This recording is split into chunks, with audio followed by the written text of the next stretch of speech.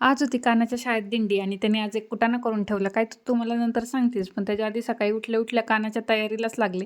तो उठायच्याच आधी त्याचा टिफिन वगैरे तयार करून ठेवला होता, म्हणजे त्याचा आवरायला वेळ मिळेल म्हणून.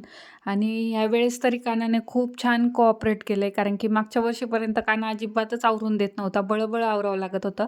पण ह्या वर्षी त्याने आवडीने सगळं करून घेतलं आणि स्वतःहून म्हणत होता, "हे कर, ते कर, असं कर." आणि त्यामुळे असा आमचा वारकरी छान असा तयार झाला होता. नंतर आम्ही त्याला शाळेत सोडवायला निघालो होतो. म्हणलं चला बाकीचेही मुलं बघायला भेटतील म्हणून मी पण आज कानाच्या शाळेत गेले होते त्याला सोडवण्यासाठी.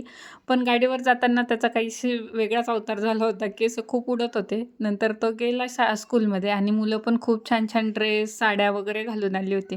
नंतर आल्यावर आम्ही बाहेरच नाश्ता केला, इडली वडा खाल्ला.